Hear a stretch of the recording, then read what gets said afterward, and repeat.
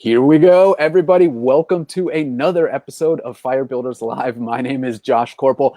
I have got very, very special guest Molly Trotter on the show. Molly, welcome to Firebuilders Live. Thank you. I'm so excited to be here, Josh. I am pumped to be able to just have this conversation. And ever since we met, you just have such good energy. So I'm excited to be, just an open book and be on the show. I appreciate it. Yeah, thank you so much. I know you're extremely busy, so I really appreciate the time. And today's going to be an awesome episode because ever since we did meet and we talked about like the software and the Firebuilder stuff, I read into your history and it was incredibly intriguing. And then I was like, well, shit, I need to invite this girl on the show because the kinds of things that you have done have been really, really cool. So before we get into all of that stuff, guys, if this is the first time that you are watching Firebuilders Live, let me explain a little bit how this shindig works. We stream live Monday through Saturday, 6 days a week from Key West, Florida, from my buddy Brian's porch right here. And we bring on big experts, talk about big goals, and we break them down into small steps, things that you can do consistently to improve. And today is no different. Today is actually an awesome topic because it is something that everybody, especially if you have a business of some sort and you're moving online, everyone's required to do. And that is, how do you stand out? There's a bunch of noise out there. What do you do to separate yourself away from the pack? And that's why I think it's so amazing that Molly is on the show. 5 years as a news anchor and reporter for CBS affiliate stations. And now she is an on-camera coach for consultants and entrepreneurs. Molly has seen firsthand how important it is to focus on the positive. We're going to get into her story, but it's crazy being abruptly let go from her news anchor job. She is someone that is always trying to be of service. She sees potential in people, yet more importantly than that, she knows exactly how to execute on that potential. And that's incredibly important because as we know on this show, and as you know, if you've spent like 3 minutes online, action is key. It's the key. So now, right, she's working for the Dream Factory. She is helping people build, launch, and scale their brands, right? Being a person of service, she's always able to find fresh new ways to connect and help people, especially how they can stand out in front of a crowd. That's why I'm so excited. Molly, thank you again. Welcome to Firebuilders Live. Oh, thank you. What an introduction. I mean, geez, you got through so much in there. So what a power-packed intro, and I'm excited for this. Yes. Well, thank you. Well, first of all, what's crazy is that I think you can appreciate this, right? With all of your news anchor. So when I first did this show, I'd never hosted anything before. This was the very first time. And I just immersed myself in it and doing it 6 days a week. You get a ton of practice. I can imagine the news anchor thing. It's exactly the same. Oh yeah. No, imagine you're like in your early 20s. I was like 23 when I first started, and they give you a microphone, say, hey, go out there and get this story. And you're like, wait, what do I do? Because school did not prepare me for that at all. I really learned it on the job, and I'm a fast learner. But yeah, there's nothing like practice, practice, practice. And I just tell people, hey, if you're uncomfortable in being in front of the camera, imagine doing it in front of like thousands and thousands of people and messing up all the time. That was basically me. And so eventually it got better. But more power to you, because the hardest thing to do is to go back and even watch. What did I sound like? Right. And be your own self-critic. Exactly. I still hate doing it. It's so annoying, but you have to, because you want to be able to, really craft and mold how you want to show up. And I'll let people in on a little secret. The more you're yourself, even if you mess up, even if your hair's a mess, just show up who you are authentically. And the less perfect you are, the more you relate to people. And that took me a long time to figure out in TV. I bet. Well, because everybody's impression of television is that it's so perfect. It's like almost another extension of social media where you're just like, oh man, everything is just needs to be this way. It needs to be super professional. And that like kind of wackiness, I would imagine, because I've never worked in TV industry, but I would imagine it's sort of like discouraged in a way. Like you need to just sort of be straight laced. Yep, absolutely. It was one of those where I remember so many times, and this was so frustrating, when I was on the desk and at the end of like certain segments, they would have a block where you would tell like lighthearted stories, and they have like free chat time. There were so many times in there where they're like, hey, yeah, stick to the script. Don't do that. And I'm like, what? Don't show personalities because the average people next to me look like robots. Like, come on, this is what people want. They want free flowing and like natural conversation. And so it was just wild to me. It's like, hey, do you, but not like that. This is how we want you to be. And so my hair used to be a lot longer. I kept cutting it shorter. The ways I looked, like they literally, if you can imagine it, it's like a puppet on strings. They're the puppeteer and you're the puppet. And I just got so tired of that. So eventually when they let me go, I was like happy for them to, clip my strings and for me to be free of that. Yeah. That's not like, you're not really living at all. You're in you're in this box, this parameter. And I was so tired of being in that box that you're absolutely right. I mean, you look on TV and you're like, oh, this person has it together. It's perfect, blah, blah, blah. There's actually so much toxicity. It's really depressing. It's like, there's very few newsrooms that have hope in it. And that just wasn't the life that I wanted. I wanted to be able to give hope and give a voice to other people. But I'm so glad I'm out of it, because you look at the news now and I'm like, oh, I would literally die inside if I had to talk about everything that's going on now, because there is an agenda behind it. It's like, there's a lot of great reporters out there, but they're being fed like, hey, you need to put this out there because I say so and I cut your check. And there's so much like garbage that goes behind the scenes. And so it's super unfortunate, because now we're in that position of who do we trust? And so I can go down that whole deep dark hole. We probably don't want to, but we all are in that. Or like, who do we trust? We don't even know what's right from like, what's the accurate information, I should say. Yeah. I'm just glad I'm out. Well, I'll tell you. Okay. So first of all, was the hair cutting like your sort of under like a little non-confrontational way to rebel against all of this? Is that why you were doing it? Like, because they were. It was more like when I got in the news at 23, and then I had really long hair then. And of course it aged me because I had more of a baby face. And so, with long hair, it just, you got this look. So I eventually like cut it from like where I had it probably longer than this, like this straight, like at least like 4 inches longer. It was pretty long, to where I got like that A-line bob. Like we all know the news bob. Like, I went there, and the shorter I went, the more claps I got. Like, come on, keep going, keep going. So I eventually, this is what they want. And that eventually led me to the desk. Like, you have the look that we want. Okay, perfect. Here you go. A blonde, you're cute. Let's put you out there. And I was like, okay, great. Yeah, let's work up the ranks. And then I'm just like, for what? Like hair is hair. But at the end of the day, it was very interesting on how they were like, yes to this, no to that. And then don't even get me started about the viewer emails. Like, people would just want to rag on you all day and be those keyboard warriors. And so that was probably one of the reasons that led to my firing, is because I would actually argue back with some of these viewers, because they'd be like, I was so distracted by this and that. I'm like, well, you can turn the station, go watch somebody else. Yeah, right. Like, wait, so these people were emailing you? They were like Molly at whatever station it was. They would actually email the newsroom so everybody saw it. And then I would message them back personally. I'm like, I'm not going to be bullied by these viewers when they don't even pay my bills. And they were like, you can't do that. And I'm like, so you just want me to sit there and take it? Like, are you going to stand up for me at all? If you're not, I'm going to do it for me. And there was just so many signs like that, where they're like, hey, don't be you, be like this. Don't stand up for yourself. Just take it. And I'm like, no, like, that is, you're teaching the wrong things.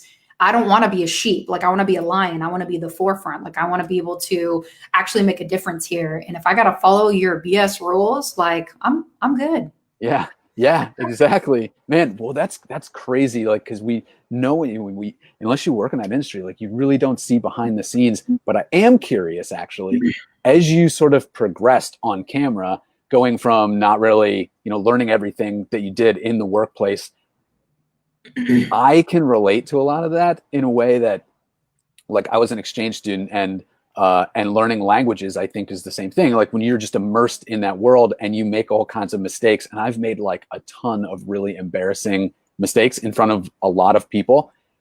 Did you have any of those episodes? Like, can you remember any like crazy embarrassing stuff that happened to you? Too many to count. And there's still some stuff up on YouTube of like different like mess ups that I've had. I've almost cussed on live television. I've like fallen on live television. I've messed up royally.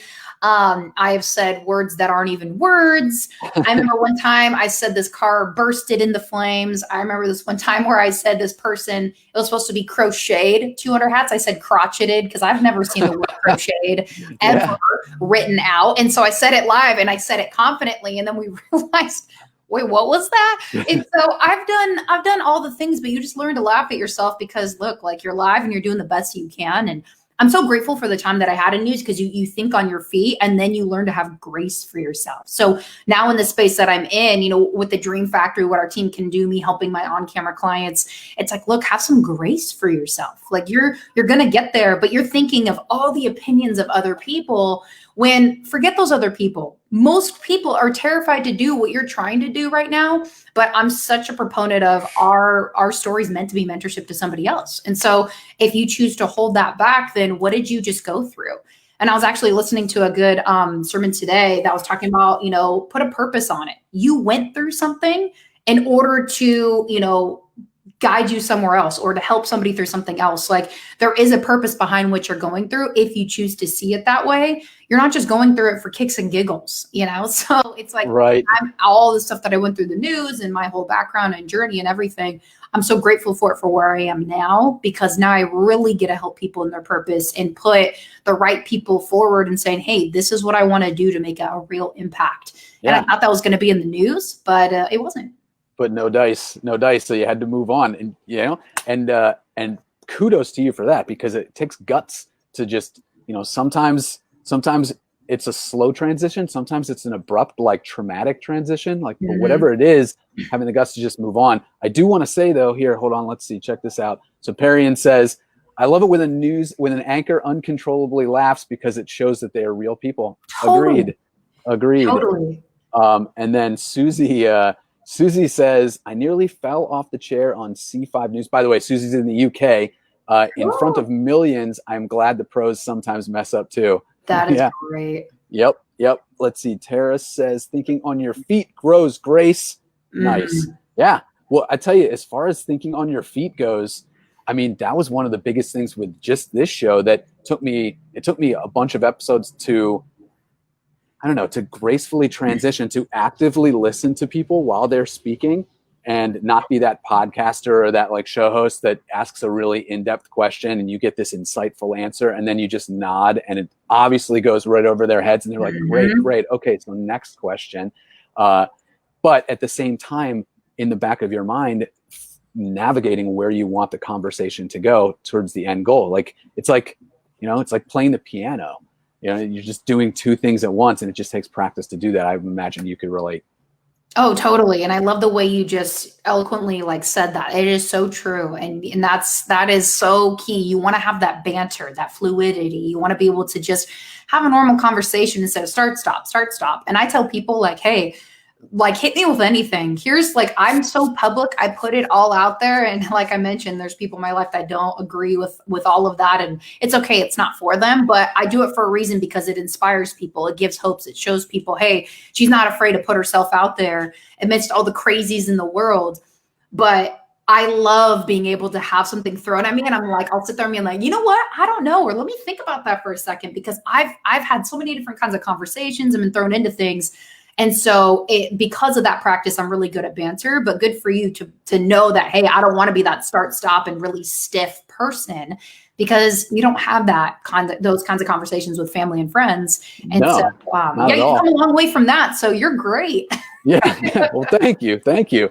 I mean, it's a skill. I have so much more respect for people that do this every day. You just don't realize how crazy it is and how much work it really takes. Who, I don't know, have you ever seen Craig Ferguson? Did you ever watch Craig Ferguson? Yeah. He's incredible. The kinds of stuff that he can do. Yeah. Really cool. But so anyway, so as you work with people, what do you find is their number one fear? When they hop on camera, is it that they're just going to embarrass themselves and never live it down? I think the biggest thing it's how they sound, and of course how they look. You get to that later, especially with women. How do I look? What's the angle so I can look skinny? All these things, but it's how do I sound? Do I sound smart? Am I credible enough to do this? And that's probably the biggest thing, is how do they sound? Because I've worked with a lot of people where English maybe isn't their first language, and so they're really knowledgeable people and they have a lot of wisdom. And they're like, how do I put that out there? So that right there is so big. And what really comes in with that is understanding, what are the important parts of what you want to share. And from my news background, I'm able to listen to somebody go on for 15, 20 minutes or even 5 minutes, pull out a couple nuggets, be like, these are the important parts. Here's what you want to put in your story. And that's a gift that I have that I really love.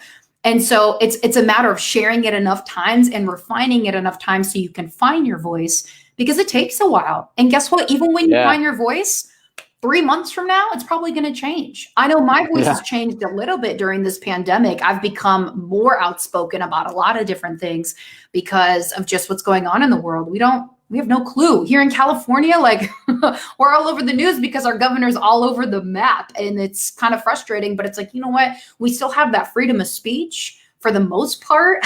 So let's utilize that, and let's let people know where we're really at, because this is where, when you utilize your real and authentic voice, you're going to be able to draw that hard line. You're not going to ride that fence anymore of, oh, I want to please everyone. It's like, look, you're either with me or not. And either way, I don't care. Like, my mission is so much bigger than you if you don't get it. And when people step into that and know that, hey, you know what, whether they're with me or not, it doesn't matter. Even if they're people that are close to them, their voice is going to get so much stronger. And I make it sound so easy, but that took me years to get to and a lot of practice. And so it's just really how they sound. And, they're comparing themselves to like the Grant Cardones and the Oprah Winfrey's and all the, Gary V's and all the people that do this day in and day out constantly. But if you think about how much like video content and things that they've put out there, so much practice. And they have failed forward so many times. They just are just like, you know what, whether I do or I don't, I'm still going to show up. And that takes a level of, strength. I got to show up whether I'm on it or not today, because if I don't, somebody might miss this message, or they might need me and need what I have.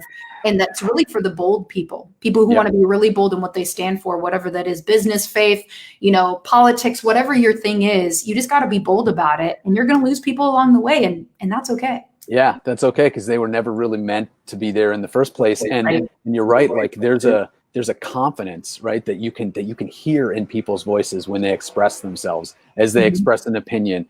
If you're timid about it or you're a little bit unsure, it's going to come through. It's like that energy. And so I totally get that. Let me pull up a question, because I think you might dig this, right? So Susie says, I think one of the biggest things for some is being the real me on camera. They want the audience to meet the real person, but the camera can block them from fully showing up. Any tips for that?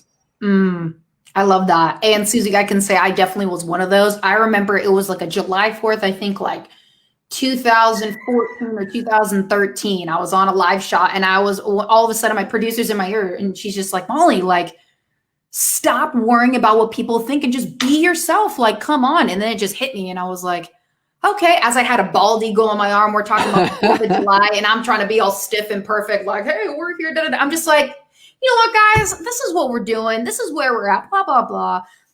The biggest hurdle is, as you see these news anchors and these reporters, they're so buttoned up because they have a scripting. This is like the image we want you to portray. That's not, and it builds an authority because we're programmed to say that it does. But what builds influence, and at this point, I want you to influence people more than authority, because the authority will come. But when you influence people and you're just yourself, that authority is going to come naturally of you just being like, hey guys, like, this is where I'm at. This is what's on my heart. Here it is. Da, da, da, da. And it's going to take practice to really be able to just come off and like wing it. And while you're in that space, like you mentioned on camera, Susie, when the camera's on, just picture that you're talking with your best friend. Picture that you're talking with somebody that you're comfortable with. And I'll even tell you this, how it got me to be way more comfortable in front of the camera is, would you rather like 10 people, which is 20 beady eyes staring at you, be in the room watching you talk? Or would you rather do it on camera when it's just a little dot and you're not getting any of that emotion coming through? Because that's like a whole nother level when you get in front of people rather than doing it on the camera. And even if you don't want to go live, practice by doing recordings. And so at the end of the day, we have so much technology where it's like, you just got to go for it and not worry about how it's going to look on the other end, in the sense of you got to get started. got to get that ball rolling, because otherwise you're just going to keep getting ready to get ready. So it just takes that practice. And then, as Josh and I were saying before, going back and watching yourself, which can be some of the hardest things to do, because you don't want to do that. It's uncomfortable, but it's the way you're going to learn. And you're going to see, I like that, I don't, because you might give it to somebody, be like, oh, this was great, because they don't want to make you feel bad, or they really don't know what to look for. It's being able to be hungry and put yourself out there and being willing to learn. So hopefully that answers your question. Yeah. No, she said, I'm sure Americans are way more chilled about faux pas than us Brits. It's like, but I think, to be honest, I don't know, Molly, do you play an instrument? I used to. I don't anymore. What did you used to play? I used to play the piano. Okay, so when you're playing the piano and I play the guitar, like one of the things that you learn when you're playing an instrument with people is that you're so hard on yourself, like personally, to get things right, because you can practice and practice and practice by yourself. But then as soon as people are watching you, if you mess up, you have the tendency, everyone has this natural inclination to just be like, whoa, hold on, I screwed up. Hold on, let me start again. Yep. But really what you learn is that if you just keep going, no one knows that you messed up at all. And it's a power. It's something that you just kind of have to learn by doing. And then it frees you. It relieves you. See, Elvis agrees. Elvis is the rooster. I'm in Key West. Elvis is the rooster. He knows what he's talking about. But it frees you from the responsibility of being perfect. And then you can just express, and so much more expressive, and people get into it. And then all of a sudden you're an amazing guitar player or amazing piano player. And in the back of your mind, you're saying, man, how the hell did I pull that off? Like I messed that thing up, but no one really seemed to notice. Totally. And I've really gotten into singing a lot more, because I sang when I was younger, and getting that into that more. And even with your voice, I mean, there's so many amazing singers out there, and exactly what you're saying. It's like, shoot, I totally botched the high note. I messed that up, and you got to keep powering through. And people may notice, they may not. You don't know what kind of ears they have, but like you said, you got to just keep pushing through, and then go back, look at it, learn from your mistakes, because you know exactly where you messed up, because you're so hard on yourself. And to Susie's point, Americans are so much easier on themselves than the Brits. We'll be that Brit. Be that Brit that breaks through. And it's like, hey, you know what? We're so hard on ourselves. Give ourselves some grace and be that person that's flooding that into the scene, and see what that does. Because I'm sure people are like, oh my gosh, this is so good.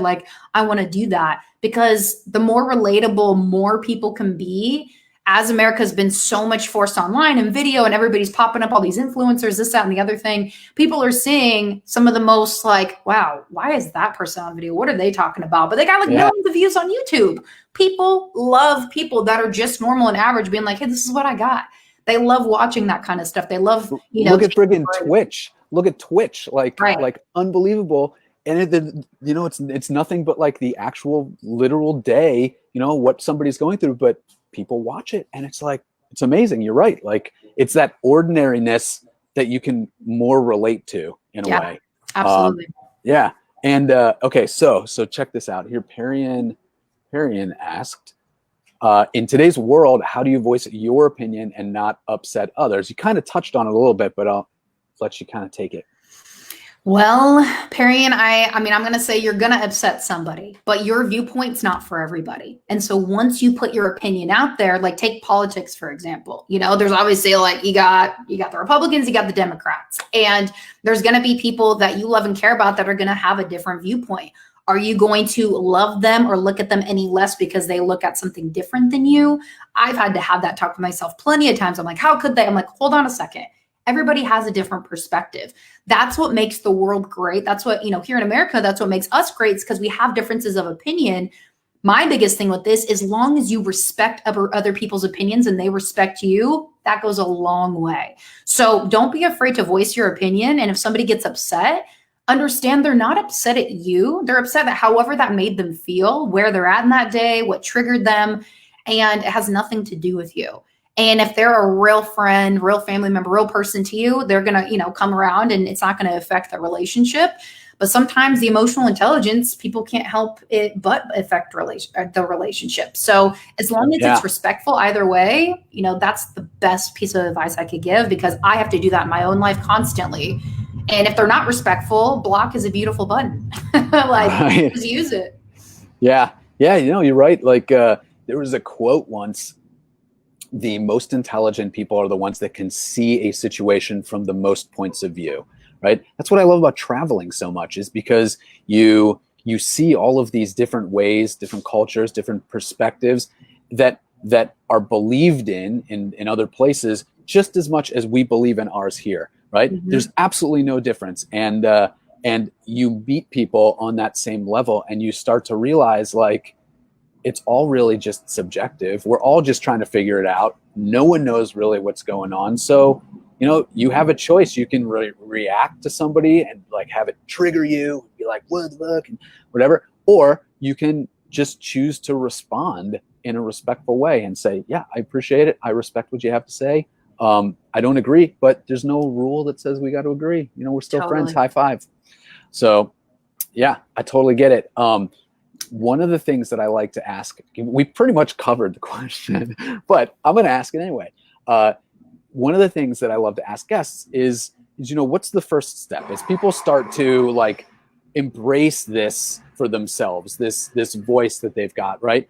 Hop on camera, start working on themselves, start trying to figure it out for themselves. I love to ask, what, in your opinion, is the first step to doing that? Like, for instance, is it just hopping on a live video every single day? Is it looking in the mirror and doing affirmations with yourself, or something else, something new and crazy and cool that I've never heard of? Like, what do you think? Yeah, that's good. I mean, I would definitely not recommend people jump on a live right away, because that's like the most terrifying thing for most people. It's like, here's public speaking and boop, here you go. Even though it's really not that scary, it's like that you just go for it. So at the end of the day, my biggest thing is, before you even turn on the camera, is sit down and whatever books you're reading, whatever mentors you have, podcasts you're listening to, whatever personal development, spiritual development, professional development, whatever that is for you, sit down and start writing points of like, these are really good topics, something that spoke to me. I constantly have notes going into my phone.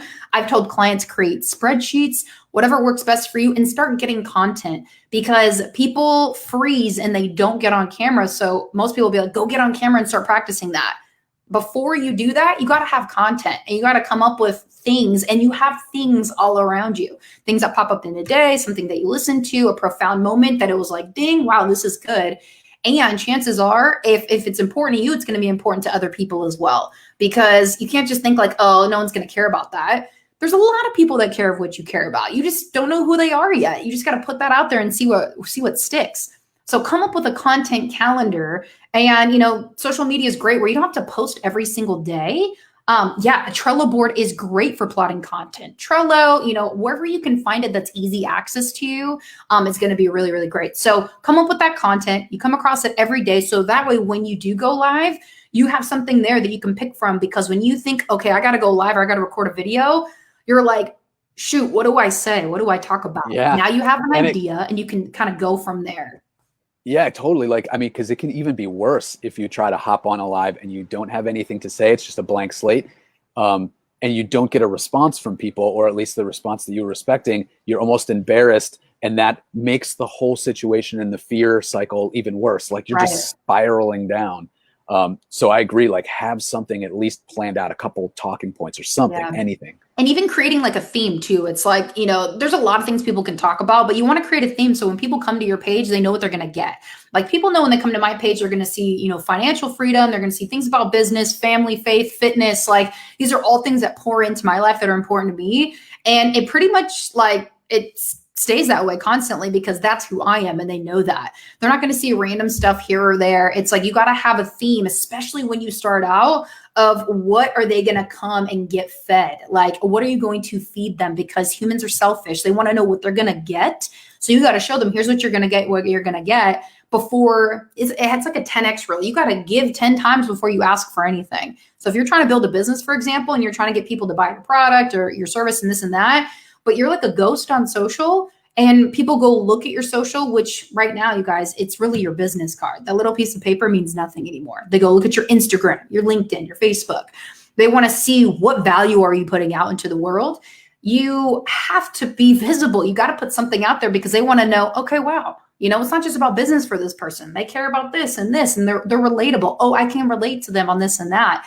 You got to be open and vulnerable. And I know that V word, that's a scary word. It's almost a cuss word, shoot, for some people. But if you do that, your connections and your longevity for relationships is going to go so much further.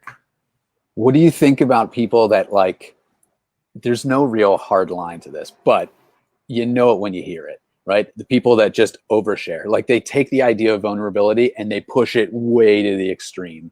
Like, do you think that that's a thing, or do you think, how do you feel about it? I feel like there is a fine line of airing your dirty laundry and like being an overshare versus somebody of a silver lining and value. So like a breakup, for example, people go through breakups all the time and it's painful, but instead of being like, screw this person, how could they do that? And start building an army to hate that person. It's like, hey, I went through this breakup. This is what or I just went through this experience. This is what I learned about it, and you can start pulling apart pieces of how you learned. And that's going to give you healing. It's going to give other people healing because they can relate. And it's also bringing some value to the situation. Because I know from one of my heartbreaks, like before I got fired in the news, I call him my almost ex-fiance. I found out that he was cheating on me from a girl through Instagram that didn't know he had a girlfriend. And luckily, side chick of the year is what I call her. She came forward and was like, I'm so sorry. Well, that breakup brought me down to like a new rock bottom. Then I got fired, which like brought me down to like nothing. And I'm like, okay, I'm going to be like a phoenix here. I got to rise from the ashes. How am I going to do this? That breakup was the best thing that ever happened to me because, it's almost about to marry somebody that obviously I didn't know and I didn't trust. And that I'm so grateful that that happened, even though it really hurt at the time. Most people would be still devastated and scarred for life from that. But I was saved from marrying somebody that wasn't meant for me. So at the end of the day, I've shared that story so many different times in different ways, because as painful as it was, I know it brings healing to other people, being like, okay, well, what do I got to do to pick myself back up? Because it's a choice. It's a choice at the end of the day of how you want to share things with other people. So back to your question, there is an absolute overshare of things, but you have to be able to put it out there being like, how am I providing value into this space? Because social media is so bombarded by a whole bunch of things that are meaningless and pointless, but people are looking for value. And again, your story can be mentorship to somebody else. Totally. Like, I see a lot of people do that where they, even in the influencer space or quote unquote influencer space, where they put out experiences like breakups or like skydiving or, something, but they do it and they put it out there just for social sake, right? They don't ever loop it back and realize that the people on the other end that are reading that, they don't really care about that. They care about themselves. So what can they learn from that? What's kind of in it for them? And depending on what the experience is, it can be difficult to pinpoint what that is, like pull out some of those lessons, because sometimes there isn't a lesson. Sometimes it's just an experience and maybe you should not post that. But for the majority of them, really thinking objectively about that and say, how would people take this? If I saw this on the social feed, like, would I care? Because what would I want to learn from this if I had this experience on my own? I think that's important for people to really like mentally go through before they hop on, just like you're saying, because if you don't, then it's just hey, me, look at this, look at all the cool stuff that I did, and it's empty inside and no one cares. Absolutely. And people can feel things. They can feel that energy and that intention. They're like, this doesn't feel good. I'm over it. Keep scrolling. Or like, you know what? I feel something in this. And so you're absolutely right. And sometimes it takes trial and error. I know when I first started building my brand like 7 years ago, there was a lot of like posts that I'm like, I need to go back and delete that. Like, that's so lame as of right now, but you learn and you grow through it. And just don't be afraid to be open on your journey and just show people, even if it's not perfect, even if it's not right, like, go for it. And you get to test the waters, and the feedback feedback is their results, and it'll share with you like what really matters. But you got to check your heart and be like, okay, is this right? What am I doing? What are my intentions? And go through that truth checklist. Okay. So the follow-up to this, because I love this question. I love where this is going, right? The follow-up to this is, let's say that people do that. They're spending some time consistently trying to figure out, say, a theme for what they want to say, or some bullet points. They're going through just like you do, where they're taking notes as they go through their day, things that they find interesting, et cetera. They're putting it all into something that they can then go and express to the world, right, their viewpoints on something. If they do that consistently over the next month, all the way until December 31st, in your experience, what magic is going to happen? Well, gosh, I mean, not to mention this year has been a wild ride for all of us, right? So December, I love December for a lot of reasons. Christmas is my favorite. It's the end of the year and it's a time for reflection. So if you use this month as, 31 days of reflection of what am I grateful for? What has been provided in my life? What have I learned? And you put all those different viewpoints, even if there's been some struggles and you've learned things through that, you're going to provide hope and a window for people to be like, hey, I want to do what they're doing. I want to share gratitude. And it's going to have a really positive ripple effect. And it's going to change your heart posture. You might have been like, oh, I didn't get what I wanted this year or whatever, womp, womp, womp. Like when you talk about this is what I've learned, this is what I'm grateful for, this is what I'm excited for in 2021, cast vision, put out gratitude, that's going to have a positive ripple effect. So whether it's December or not, that's just the month that we're in, 30 days is going to start to create a habit. And 90 days is when you start to set a habit. So 30 days is just the tipping point. But if you start writing down those ideas and then you go, okay, I'm going to do 1 video a week and then 2 video a week and then 3 video weeks. And now I'm going to post in maybe some videos on my story on Instagram. I'm going to put a main post on Facebook. Maybe I'm going to do a live for my first time and just get that value out there. Like it's going to start getting easier, but you have to crack at it a little bit every single day. And it's just like going to the gym. Easiest analogy. You can go to the gym and be consistent for 6 months. And then how many of us, because maybe gyms are closed where you're at, just stop working out altogether? You don't feel as optimal. You don't feel that energy. You don't feel that spark anymore because you're not moving your body like it wants to. So you have to even find other ways. Get creative. Go outside. It's all about creativity and what you want to pour time into. So 30 days showing up consistently. Yeah. I mean, it's almost like you have to. Like there's no reason you shouldn't be doing this. You got to find that priority. And guess what? Showing up consistently is going to provide that hope, that inspiration. It's going to bring in more leads for your business. It's going to allow people to connect with you on a human level. And that's what we all want at the end of the day as humans. On our deathbed, you talk to old people all the time and elderly people, and they say, I don't care about the money, this and that. It's my relationships, the people I love, the people I poured into, and the wisdom that I gave.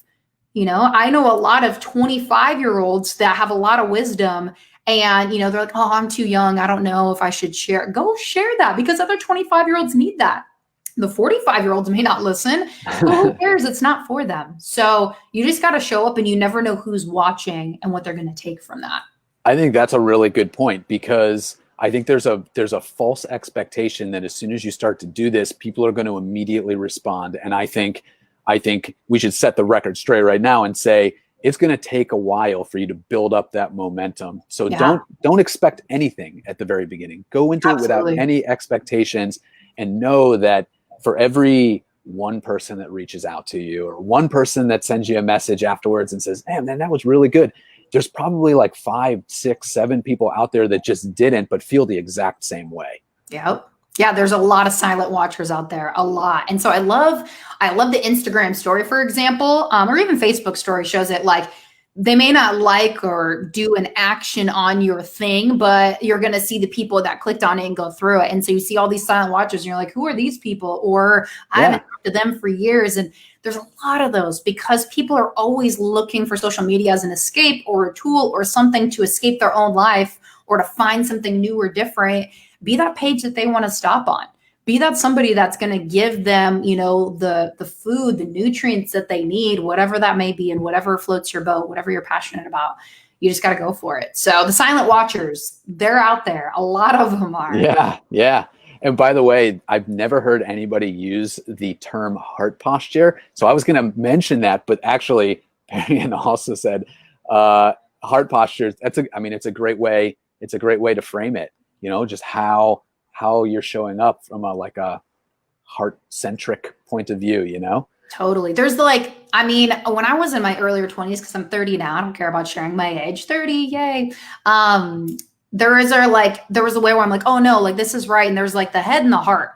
The head is the surface level. The heart is the internal, the stuff that really gets in there. And you got to really check and be like, okay, what am I doing this for? Because the head's going to feed you all the worldly influence, society says this and that, do all these things. But the heart really is like your intuition, your gut check of like, okay, is this right? Is this in alignment with me? And that takes longer to listen to because a lot of people have shut off their intuition, shut off that inner voice, and shut down the heart because they've been damaged or they've been hurt and they don't want to open that back up. But that's actually where your true power lies, is when you're really in alignment with that, because then you're going to see things really come fruition for you and really come out, and they're just going to be for you at the end of the day when you can get into that. So that's awesome that you guys noticed that. That is definitely something I'm all about, because I've spent a lot of time up here and it has not served me. And so once I hit it down here, it was a world of difference. I dig it. I dig it. And speaking of like the kind of stuff that you're doing these days, tell me a little bit about how people can continue the conversation with you. Where are you? What are you up to? What kind of crazy projects you working on these days? Yeah. So, I mean, obviously you guys can follow me and message me here and say that you heard me on this show. Love to be able to connect with you guys. Instagram, Molly_Trotter. I'm there as well. I just got married. So obviously you see Molly Trotter Gomez. Congratulations. Congratulations. Thank you. Yeah. We had a nice little beach COVID wedding, quick and dirty. And it was great. Nice. Perks of California, just pop up on the beach and get it done. But it was amazing. Super grateful for that.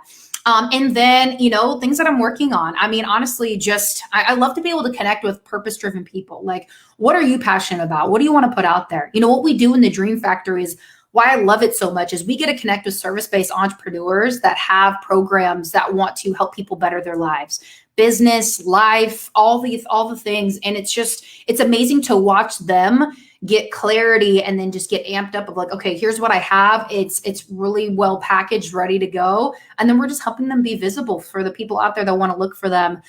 They can actually find them because the internet's so noisy. So I love across the board is just being able to put people in their purpose and even connect others. I have people that connect with me all the time. They're like, hey, Molly, do you know so-and-so in this space? Or can you connect me with this person? And I'm like, sure, let me check. Let me figure that out. Because I love just sending people where they need to go. And if I don't have somebody, then I'm like, hey, you know what? Sorry. But at the end of the day, I love when people ask because I love that hunger. I love that like tenacity of like, I want to go out there and get it because that's always been me. And you're never going to get anything unless you ask for it. So my biggest thing is, of course, I have a bunch of different projects and we can talk about that another time, but it's really like, what do people need? And just ask for it. And I love being able to be a resource for other people because I've met so many different types of people in my life. If I can be that connecting point for you, why not? At the end of the day, why not? Because there's so much like backstabbing and just like people that are listening for there's just so much like underlying garbage out there that you don't know who you can trust. And trust me, I've been there, done that, been burned on so many different occasions. And it's like, I wouldn't want to be treated like that. So the simple phrase, treat others the way you want to be treated. I want to make sure that people can have that chance and get connected to where they want to go. So yeah, reach out, let's connect, Facebook, Instagram. And Josh, thank you so much for having me on here. This has been such a great conversation and a great time. Yeah, absolutely. No, I really appreciate your time. And I can 100% agree. Like we've all, no matter who you're watching online, like a lot of these people that you see and, you instinctively want to compare yourself to, but at the same time know that it's probably an unfair comparison. So all of that stuff, those people didn't get where they are without some help. And you can really tell the true people because they recognize that and then they want to give back and help others the same way that somebody helped them. And that's just not online. That's just like life in general. Like, I don't know how much traveling you've done, but man, I've done a ton. And that has been the consistent thread throughout the entire travel experience. So I love that. And I dig it. Like, honestly, if you guys are listening to this, connect with Molly because not only can she be that point, but just watching, I would imagine just by working with some of these people with the Dream Factory, you learn just as much from them as they do from you. Oh, absolutely. I love being able to listen to somebody's story because what I get to do every day is help people feel comfortable enough to bring down that wall, to be vulnerable and to share. Because a lot of these businesses came from a pain point that they've had and they've been able to overcome and they've become an expert in. And you get to listen to those pain points and they get to be vulnerable enough to share that with you. And then they're vulnerable again to being like, hey, I trust you to help me find the right people that I can nurture and help grow as well. And it's such a cool ripple effect. It's amazing. And so it's just all about listening to people's journeys and stories. So I still get to bring some of my news background in, because I just get I love talking to people, all different types of people, learning where they came from. And then the biggest thing that I've learned is having empathy for some of these people, that, you know, from their journey, where they've been. So many people are like, okay, next, where's the human connection and having empathy? I love being able to just love and share with people like, hey, you know what?